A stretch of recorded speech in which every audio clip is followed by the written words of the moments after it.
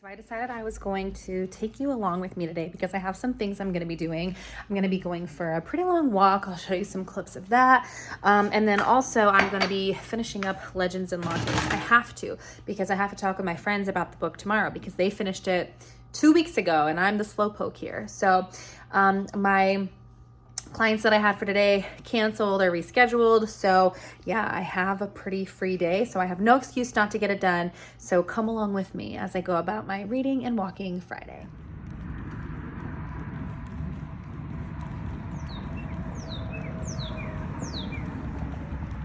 So I thought I would chat and share some things while making my coffee. Where I live, they put Easter eggs out for the community to find.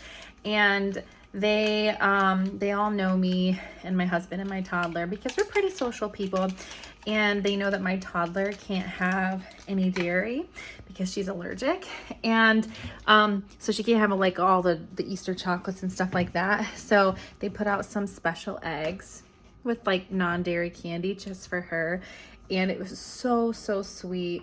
And it's so, like, as a parent, it's so nice when people do stuff for your child. Honestly, as a parent, I feel like everything that happens vicariously, so the good and the bad, all feels far more intense than when it happens directly. Like when something happy happens for my kids, I feel infinitely more impacted by that happiness than I do if something good happens to me. Not because I'm ungrateful or unthankful, but it just, I don't know how to explain it. It just feels more intense. But then also, it feels more intense when something bad happens to your kids. Like when they experience pain or grief or something like that. Like it hits so much more profoundly than my own pain. And I don't know what that is, but I know most parents feel that too, which is why so many parents really put themselves through it trying to prevent their kids from experiencing pain, I think, because it feels so much worse.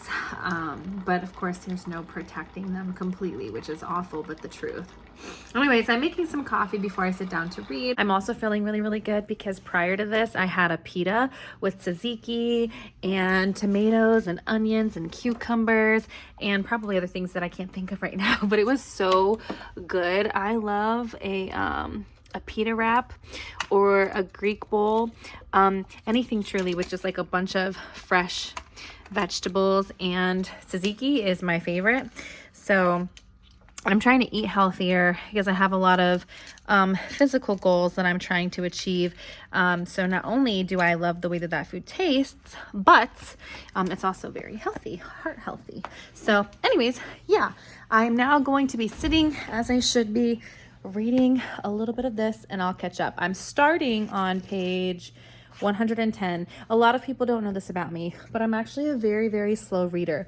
I think it's because I kind of like obsess over like every single word I have to read and process until it like kind of feels right, which when I say that out loud sounds very pathological, but I don't think it is. It's just a particularity about me, but which means I'm very slow, but I'll keep you updated on where I'm at the end of this little reading session. Oh, it's me. It's about 45 minutes later. I'm further in the book. This is my problem. Every single time I sit down to read for a little bit, I start to get so sleepy. Ever since having a kid, no amount of sleep feels like enough. And so if I sit down for more than like 10 minutes, I start to fall asleep. So I'm going to get up now, wiggle it out, and I'm not going to take a sleep. I am going to read. I'm going to do it. So yeah, I'll be back and give you an update.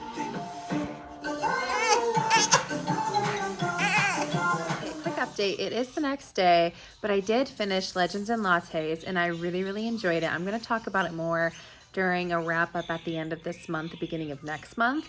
But essentially, I loved the characters. I loved the surprise to me romance, but that's probably just my own heteronormativity coming out. But I enjoyed the romance. I loved the characters. Specifically, I loved Thimble. Thimble was my favorite.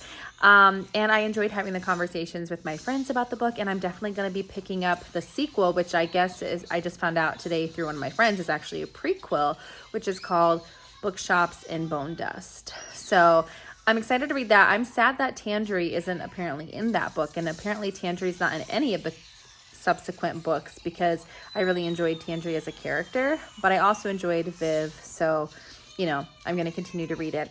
And then today I did pick up, I took the dust jacket off, but Girl Dinner by Olive E. Blake. I've not read anything by Olive E. Blake, so I don't know what to expect, but I liked the description.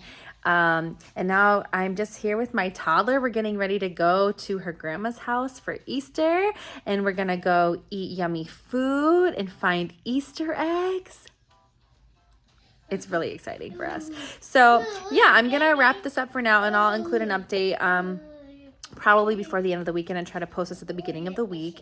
So yeah, I'll update you then. This is actually going to be the end of the reading vlog. I didn't actually go back in and read any more of the books that I'm reading, mainly Girl Dinner nor The Shock Doctrine, just because we were at the in-laws house all night with the kiddos. They were playing, and then I came home and accidentally fell asleep while putting my toddler to sleep. So yeah, so it's actually the next morning, but I am going to continue on a vlog for this next week where I'm going to be, you know, reading a lot more and talking a little bit more about, you know, what I've read and my thoughts on it. This week mainly was just practice and getting back to vlogging and remembering to record and things of that nature. So yeah, I hope you all had a good Easter if you celebrate. And if not, I still hope you had a great weekend, and I'll see you in the next one.